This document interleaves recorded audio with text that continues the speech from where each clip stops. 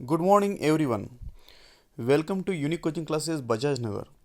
So, students, in today's lecture, we will learn the warming up as well as the English workshop, the some part of English workshop from the lesson, The Alchemy of Nature.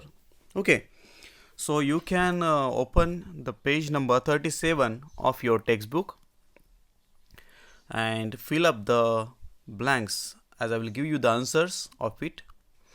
Okay. तो पहले यहाँ पे question जो है, rearrange the good qualities in each set so that the first letter of each of the words should make a meaningful word, join the sets and get message. Okay, तो यहाँ पे जो भी वर्ड्स दिए गए हैं उनका जो पहला लेटर है वो पहला लेटर लेना है हमें और उससे एक वर्ड बनाना है, एक मीनिंगफुल वर्ड बनाना है एंड पूरा सेट ज्वाइन करके एक मैसेज हमें यहाँ पे लेना है. तो पहले जो वर्ड्स है देखिए, अंडरस्टैंडिंग है, एडेप्टेबल है, tolerant, neat, encouraging and resourceful. तो यहाँ पे UATNE एंड आर, ये जो पहले जो लेटर्स है हम वो लेंगे. तो यहाँ के जो पहले लेटर ले लिए है हमने, तो मैंने इसका एक वर्ड करके रखे वाला है. So that is the nature. यहाँ पे आपको लिखना है नेचर. ओके, इस जगह पे आपको लिखना है नेचर. फिर उसके बाद में सेल्फलेस एंड इंस्पायरिंग, यहाँ से हम यस और आई लेंगे, इससे वर्ड होता है इज, जो यहाँ पे हमें लिखना है इज. नेक्स्ट में they are youthful and modest. Modest and जो यूथफुल है इनका वाई एंड यम, तो इनका हम वर्ड बना सकते हैं माई. और उसके बाद में है affectionate, compassionate, empathetic, earnest, honest, reliable and trustworthy. इनके जो पहले लेटर्स है ACE then HR and trustworthy. तो इनसे हम बना सकते हैं टीचर. ओके, तो यहाँ पे आपको लिखना है teacher.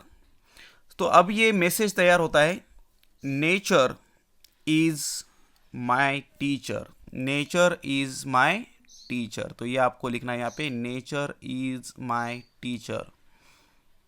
Okay, yes. Next question यहाँ पे है, various aspects of nature have special features that make them differ from one another. Correct है. सो जो भी निसर्ग में जो भी हम बातें देखते हैं नेचर में, definitely they have the some special features. उनमें कुछ खास बातें 100% होती है जो कि उन्हें एक दूसरे से अलग बताती है. तो जैसे कि एग्जांपल में इन्हें यहाँ पे दिया है बर्ड्स का अपीयरेंस, उनका शेप, उनका कलर, साइज, उनकी फूड हैबिट्स जो होते हैं, हैबिटेट जो उनके होते हैं, और साउंड जो होता है डेफिनेटली डिफरेंट होता है. तो एक एग्जांपल यहाँ पे उन्होंने दिया है हमें. वैसे ही हमें right such special features of each of the following.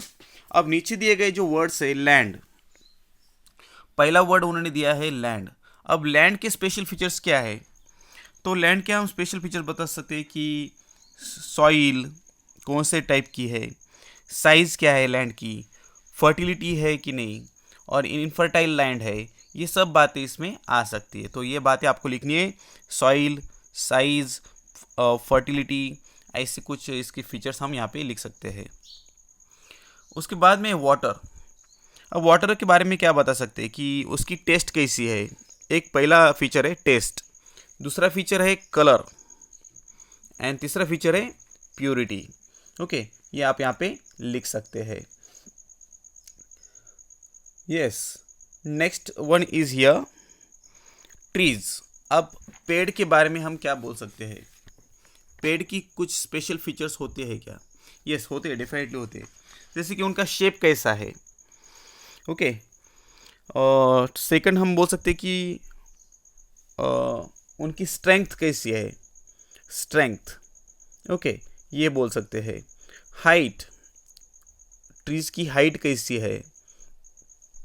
Okay, then उस पर कौन से फ्रूट्स लगते हैं, फ्लावर्स, मेडिसिनल प्रोडक्ट है क्या, ये सारी बातें हम देख सकते हैं.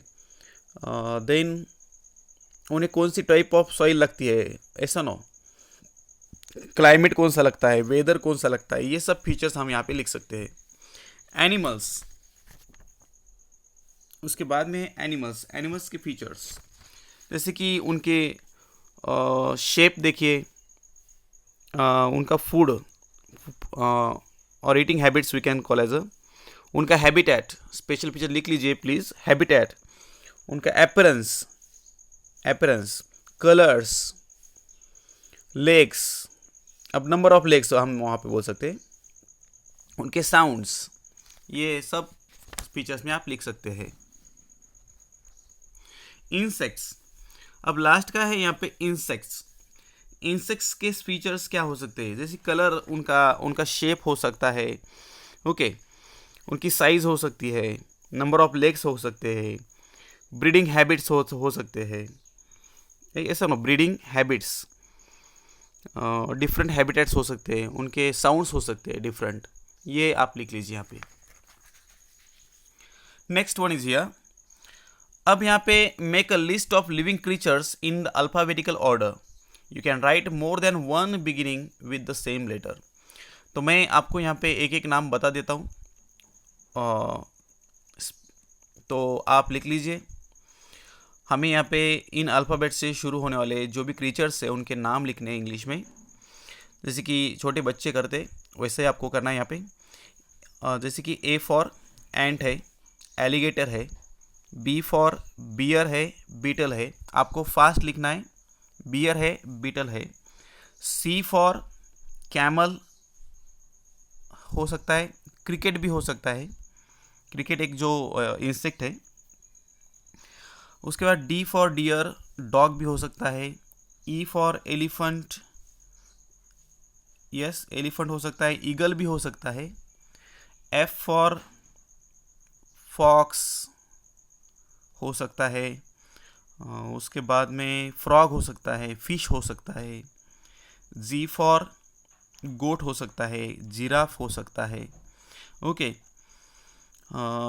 एच फॉर हॉर्स, हेन हो सकता है. आई फॉर एक इम्पाला नाम का एक है, वो आप यहाँ पे लिख सकते हैं, IMPALA. उसके बाद में जे फॉर जैकल हो सकता है, जेली फिश हो सकता है. के फॉर कंगारू हो सकता है, के फॉर काइट हो सकता है, जो एक इंसेक्ट है, ओके. फिर उसके बाद में यल फॉर लायन हो सकता है, यल फॉर लिजर्ड हो सकता है. M for monkey, M for mouse भी हो सकता है. N for nightingale, N for newt, newt नाम का एक भी बर्ड होता है, वो भी आप लिख सकते हैं यहाँ पे, NEWT. O for owl, ostrich. P for parrot, then P for python भी हो सकता है. Q फॉर क्वेल, क्वेल नाम का बर्ड होता है, वो आप लिख लीजिए. R for reindeer, R for rat, okay, ये लिख सकते हैं आप. रैबिट हो सकता है. S फॉर स्नेक, स्टारफिश भी हो सकता है. T फॉर टाइगर है, टॉर्टोइज है.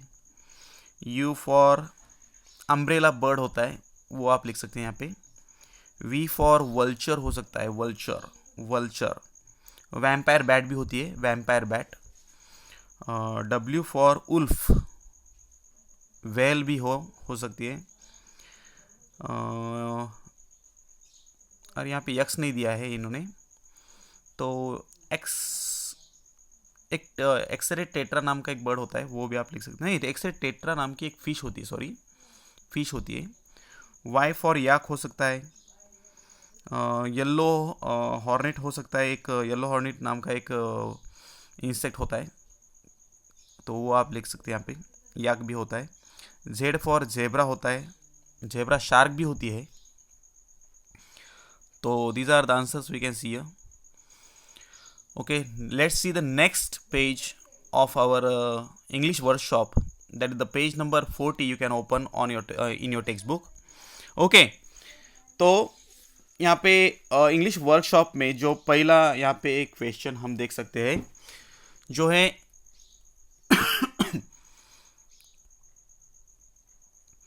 What things in nature teach us the following.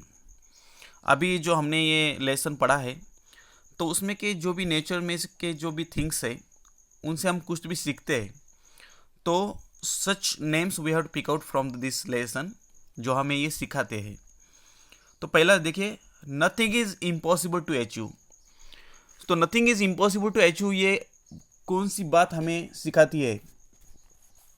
तो यहाँ पे आप पहला आंसर लिख लीजिए, स्मॉल बिट्स ऑफ ग्रास हमें सिखाती है कि nothing is impossible to achieve, जो कि एक टाइनी पेटल एक कंक्रीट से बाहर आती है। So definitely it shows that nothing is impossible. तो यहाँ पे लिख लीजिए small bits of grass. Second number है B number, problems are not permanent. तो ये हमें पता चलता है जो बेर ट्री थी जिससे पत्ते नहीं थे, सिर्फ जो ब्रांचेस थी वो ब्रांचेस बाकी थी, तो वो बताता है कि actually problems are not permanent. So after the we can say day there will be night and after night there will be again day. तो ये हमें बताता है बेर ट्री। सी नंबर का है be humble and adjust. Be humble and adjust, तो ये हमें बताता है वाटर कि जैसी भी परिस्थिति आए हम उससे एडजस्ट करना चाहिए। Make the best use of time and opportunity, ये जो डी नंबर का है, तो डी नंबर के यहाँ पे आंसर आपको लिखना है make the best use of time and opportunity, वो है हिबिस्कस फ्लावर। क्योंकि आप देख सकते हैं वहाँ पे कि हिबिस्कस फ्लावर को बहुत कम टाइम होता है, मगर उस कम टाइम में भी वो पूरी उसकी लाइफ जीता है वहाँ पे टू द फुलेस्ट। उसके बाद में बी परसिस्टेंट। अब बी परसिस्टेंट ई नंबर का क्वेश्चन है, यहाँ पे ब्लैंक है। तो आपको बताना है कौन सी थिंग है जो हमें बताती है कि बी परसिस्टेंट, क्या हमें कंटिन्यू काम में ही रहना चाहिए।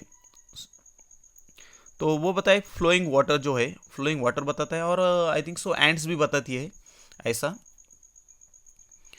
तो उसके बाद में है एफ नंबर का, many hands make work light. अब many hand works make work light, ये तो हमें बताती है army of ants. Army of ants, तो बहुत सारी एंड्स मिलके एक बहुत बड़ी चीज़ उनके पास लेके जाती है। सो डेलिकेट, उसके बाद में जो है जी नंबर का, delicate structures are not a sign of weakness. तो ये हमें बताता है कि स्पाइडर वेब जो डेलिकेट दिखता है मगर वो साइन ऑफ वीकनेस नहीं हो सकता, तो है स्पाइडर का वेब। चलिए आगे बढ़ते। Read the questions from the lesson, what do they imply. अब ये क्वेश्चन पढ़ना है और उन्हें वो क्वेश्चन हमें क्या इम्प्लाई करता है ये हमें बताना है। तो देखिए पहला क्वेश्चन है आर यू लिसनिंग, ये क्यों कहा गया है, व्हाट डज इट इम्प्लाई, और what does it imply. We can see here, so it implies us that we must listen or one must listen. So we can see here, so if we can or if we could hear the sound of nature whispering and commanding us, so it implies that nature is conveying a message to us and we need to listen to it. We need to listen to it, हमें वो सुनना चाहिए। So we can say that these all the voices can comfort us, it can destroy us. It is thus essential for us to know the importance of nature and realize its power. So that's why we must listen to them, okay, or listen to nature। यही हमें imply करता है। Next question है यहाँ पे, What if we too lived our lives however short to its fullest। अगर हम भी हिबिस्कस की तरह छोटी सी लाइफ हमारी हो मगर हम टू द फुलेस्ट अगर जी ले तो क्या हो सकता है। तो यहाँ पे हम बता सकते हैं कि राइटर हमें बताते हैं, the writer ask us to live our lives to the fullest just like the hibiscus plant. Okay,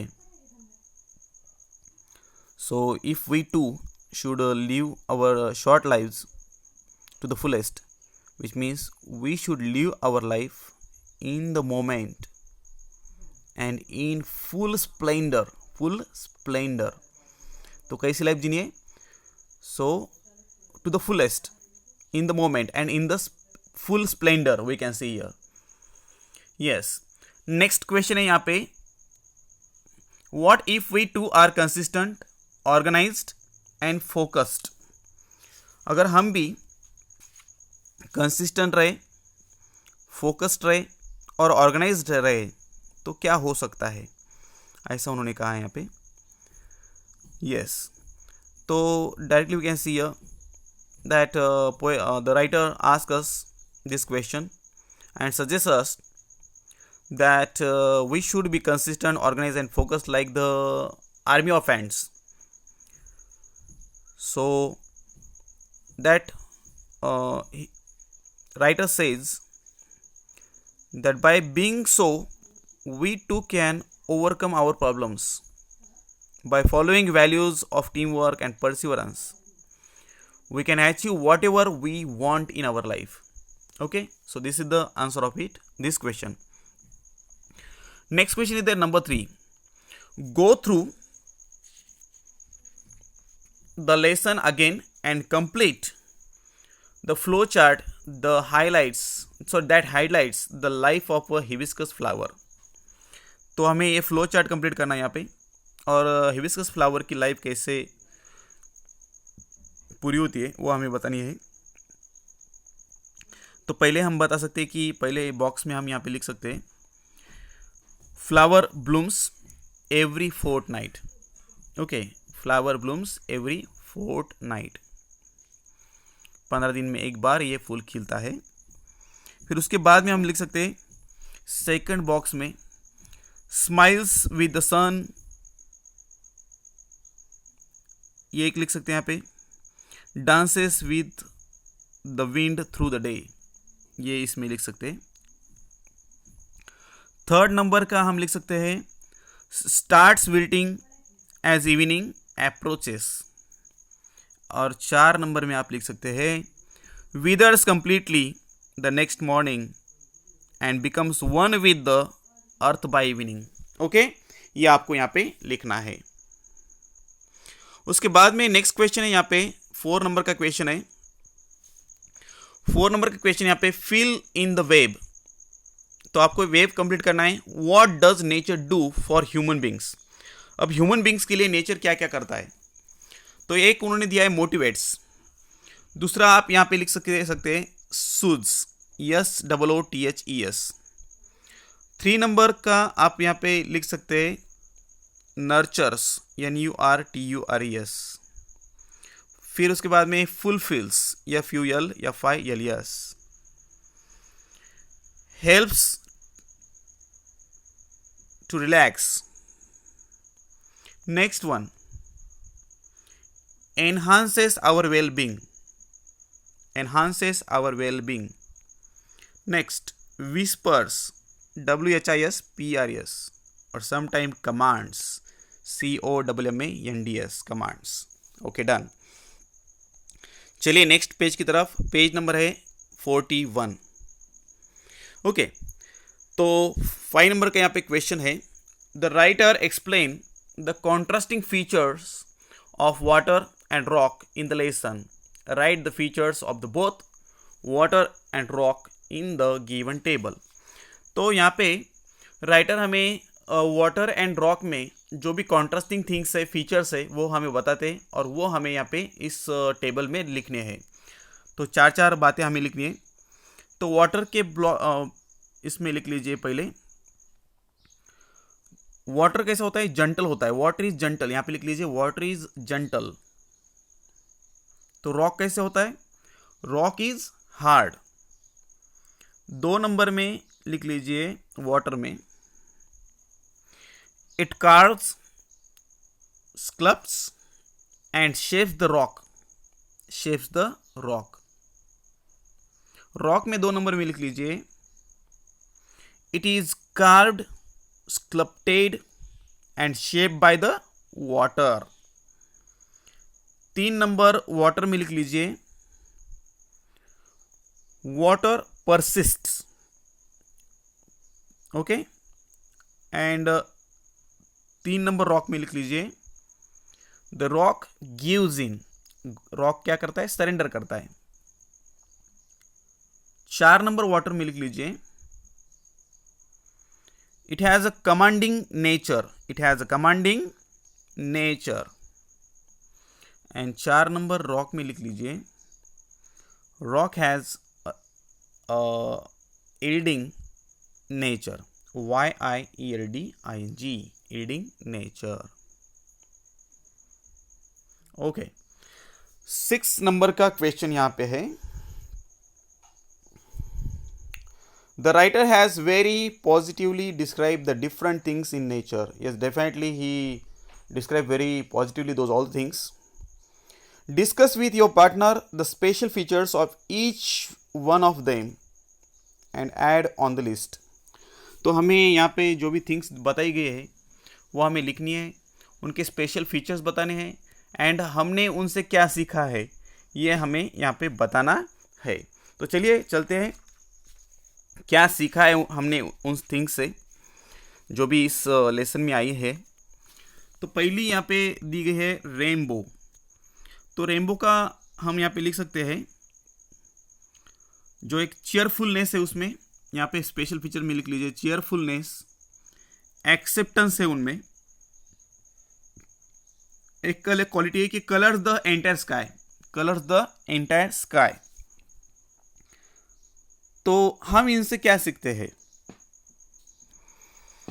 तो हम सीखते हैं we should also spread joy and happiness all around us, okay good. Next one is there caterpillar, यहाँ पे caterpillar. अब caterpillar की quality क्या है, टर्न्स इनटू बटरफ्लाई, ऐसा नो। तो कैटरपिलर की क्वालिटी है पेशेंस, टर्न्स इनटू बटरफ्लाई। तो हम क्या सीखते हैं इनसे, तो हम सीखते हैं we should also transform and try to better versions of our selves. Next one, अब 3rd नंबर पे हम लिख सकते हैं यहाँ पे हिबिस्कस फ्लावर। अब हिबिस्कस फ्लावर से हम क्या सीखते हैं, leaves a short life to the fullest. तो क्या सीखते हैं इससे, ऑप्टिमिज्म है, चीयरफुलनेस है। तो इनसे हम सीखते हैं वी टू शुड, यहां पे लिख लीजिए we too should learn to live our life with the splendour irrespective of how short it is. We should live it to the fullest with a great happiness. Yes. 4 number यहाँ पे हम लिख सकते हैं रॉक्स। यस, रॉक लिख लीजिए। तो rock से हम क्या पता लगाते हैं, पता चलता है हमें यहाँ पे, तो यहाँ पे लिख लीजिए रॉक से हमें पता चलता है एक एडजस्टमेंट, ह्यूमिलिटी हमें उनसे पता चलती है। तो क्या सीखते हैं हम इनसे, वैल्यू क्या सीखते हैं, तो adjust to the situation and be humble, adjust to the situation and be humble. 5 number में लिख लीजिए वाटर। वाटर से क्या सीखते हैं हम, यस क्या सीखते हैं, तो यहाँ पे हम यस परसिवरेंस सीखते हैं, परसिवरेंस, डिटर्मिनेशन सीखते हैं उनसे कि एक चालू रखना चाहिए हमारा काम। तो एक बात हम ये भी सीखते हैं ऐसे, we should not be egoistic, we should learn to adjust according to the situation, ये हमें यहाँ से पता चलता है। 6 नंबर है यहाँ पे एक बेयर ट्री। सो बेयर ट्री से हम फेथ, कन्विक्शन और ऑप्टिमिज्म भी सीखते हैं। बेयर ट्री हमें यहाँ पे दिखाई देता है कि stayed very strong in the cold winter months and its conviction was rewarded by green leaves, flowers and fruits during spring. ऐसा नो, तो हम इनसे सीखते हैं कन्विक्शन, फेथ, ऑप्टिमिज्म। तो ये हमें क्या सिखाता है? We should not lose hope in trying times as they won't last for ever. Yes, और 7 नंबर में आप लिख सकते हैं यहाँ पे bits of grass, small bits of grass. तो हम इनसे सीखते हैं एक हम इनसे ऑप्टिमिज्म भी ले सकते हैं एंड परसिवरेंस भी ले सकते हैं। तो यहाँ पे हम देखते हैं कि they manage to grow through the cracks in the concrete. तो हम इनसे सीखते हैं no matter how tough a situation में seem, there is always a way out. 100% वहाँ से एक रास्ता हमें मिल ही जाता है। तो I think so for today it's enough, and remaining part we will see in the next lecture. Thank you very much. Bye.